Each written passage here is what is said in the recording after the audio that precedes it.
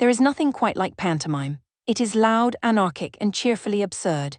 It features men dressed as women, women dressed as men, jokes that haven't changed in 100 years, jokes that were written last week, a villain who must always enter from stage left, and an audience who are actively encouraged to shout at the performers.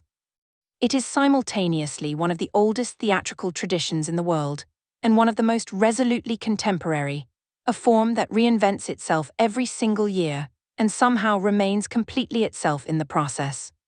The history of pantomime is the history of a remarkable journey, from the sunlit piazzas of Renaissance Italy, through the pleasure gardens and patent theatres of Georgian London, through the music halls of the Victorian era, and into the glittering, celebrity-studded Christmas spectacle of today.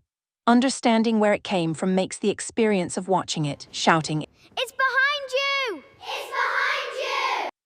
Pantomime's story begins not in Britain at all, but in Italy, in the 16th century, with a theatrical tradition that would prove to be one of the most influential in the history of performance. Commedia dell'arte was a 16th-century Italian entertainment which used dance, music, tumbling, acrobatics, and featured a cast of mischievous stock characters. These traveling companies performed in markets and piazzas across Italy and eventually across Europe, bringing with them a set of immediately recognizable figures whose relationships and conflicts formed the basis of every show. The characters were fixed, but the performances were not.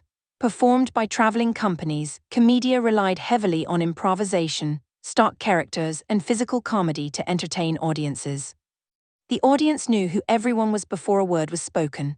Harlequin, the quick-witted acrobatic servant in his diamond-patterned costume; Columbine, his clever sweetheart; Pantaloon, the foolish old father who tries to keep them apart; the clown, agent of chaos and comedy. These were not just characters, they were archetypes, figures that embodied recognizable human types with enough exaggeration to be funny and enough truth to be meaningful.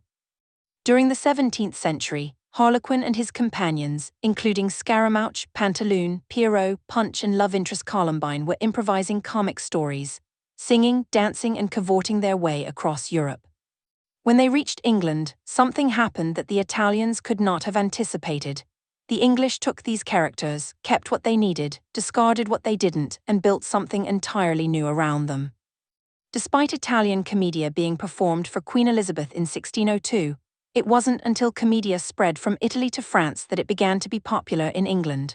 French companies performed what they called ballet pantomimes in London. These dance mime performances became popular in London, and theatres incorporated them into shows as afterpieces to their main show to help sell tickets.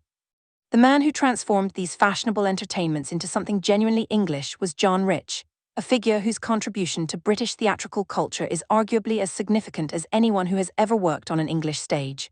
A rough, uneducated man called John Rich played a key role in the emergence of pantomime.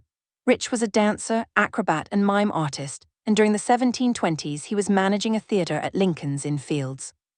What he created was a new kind of entertainment. It combined a storyline from Ovid's Metamorphoses and a harlequinade. Rich's harlequin was not just a cheeky servant, he became a mischievous magician. The inclusion of magic allowed Rich to showcase his flair for the spectacular. His shows included working windmills and fire-breathing dragons on stage, dazzling audiences. Rich himself performed the role of harlequin and was celebrated for doing so. He played him for many years and gained the reputation as arguably the best harlequin ever. The financial rewards of this new entertainment were extraordinary. In 1732, John Rich, the most notable early harlequin who danced but never spoke, built Covent Garden Theatre with the profits of his magical pantomimes. The theatre, built on the proceeds of pantomime, would become one of the great stages of British theatrical history, a fitting monument to the form that created it. Rich had taken a continental fashion and turned it into an industry. It's worth noting what these early pantomimes were not. Not intended for children, these early pantomimes were made up of serious and comedic sections, interwoven with little to link them. The family Christmas panto as we know it was still a century away. What Rich had created was a fashionable, spectacular, and wildly popular adult entertainment, a far cry from the bawdy but broadly wholesome shows that fill theatres across Britain every December today. The next great transformation of pantomime came at the hands, and the feet, and the extraordinary physical genius of Joseph Grimaldi, who dominated the form in the early 19th century, and whose influence on it can still be felt today. The clown had always been a minor part of the harlequinade, but in 1800, Actor Joseph Grimaldi took the character to new heights.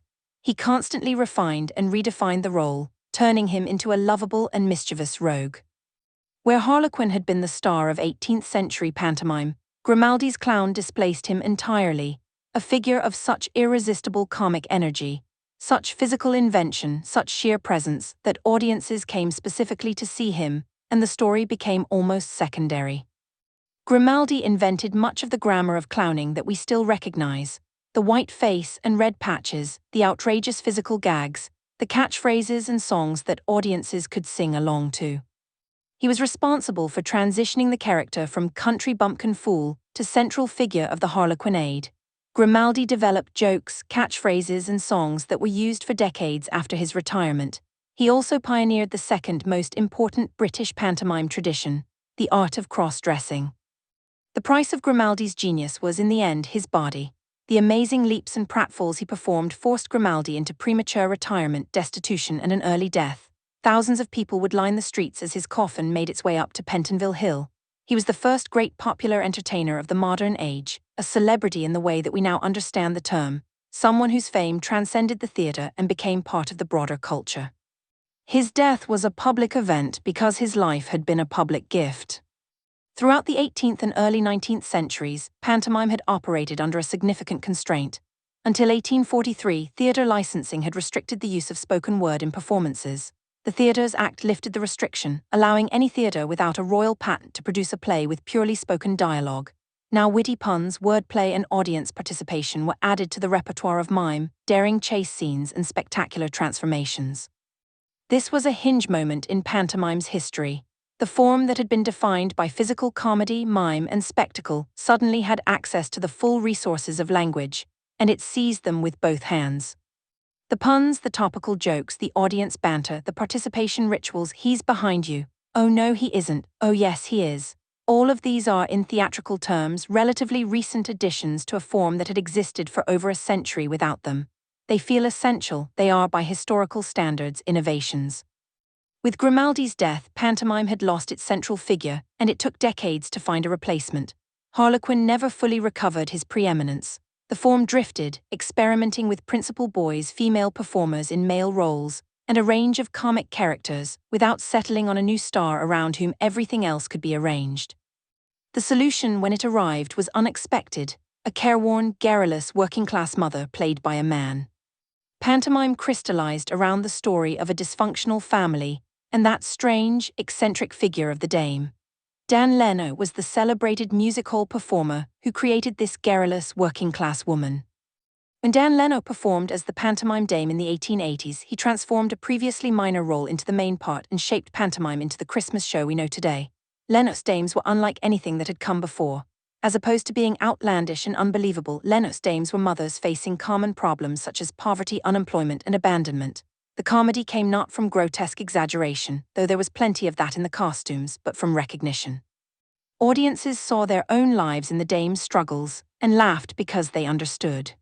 Leno's greatest role, and by many accounts the greatest pantomime performance of the Victorian era, was Mother Goose at Drury Lane, written for him for the 1902-3 Christmas season.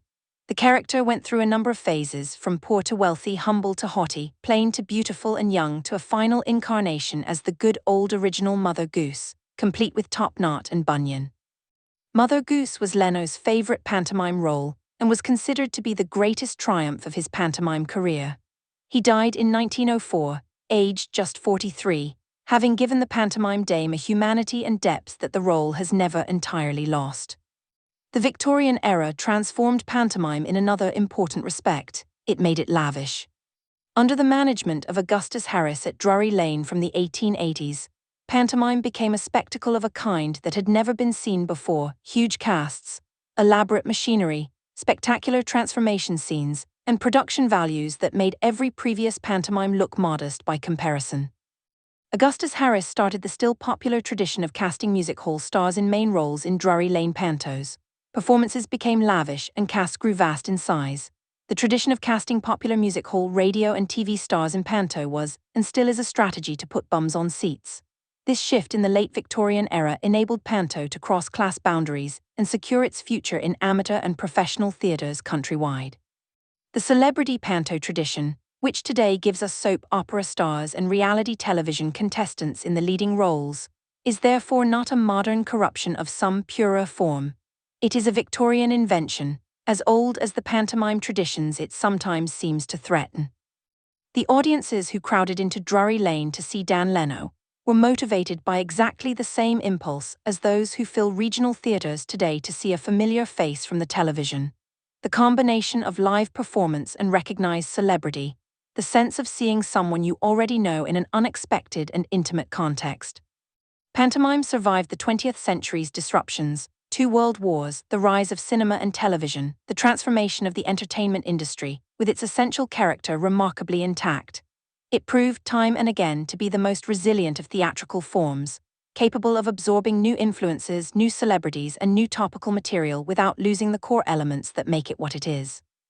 The fairy tale plots Cinderella, Aladdin, Jack and the Beanstalk, Dick Whittington, Sleeping Beauty, provided a stable narrative framework that could accommodate almost infinite variation in treatment. The stock characters dame, principal boy, principal girl, villain, comic, gave every production its essential dramatis personae. The audience conventions, the call and response, the booing of the villain, the participation rituals, created a collective experience unlike anything else in theatre. And the topicality remained constant. Pantomime remains endlessly popular and beloved by audiences because it strives to remain current. The latest pantomimes, like those before them, are peppered with culture-driven jokes and political satire relevant to the current day. Pantomime evolves with society, and this is what makes it so fun and so popular.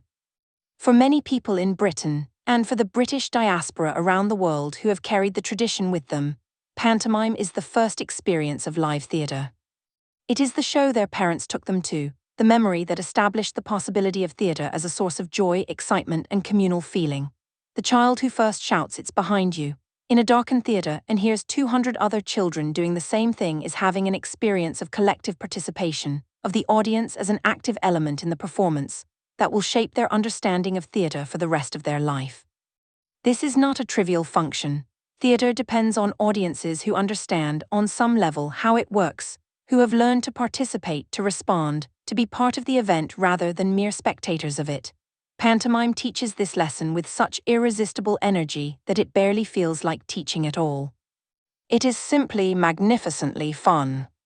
The harlequin who dazzled London audiences in the 1720s, the clown who made a generation weep with laughter, the dame who made them recognize themselves, all of them are still there in some form in every pantomime that plays this Christmas.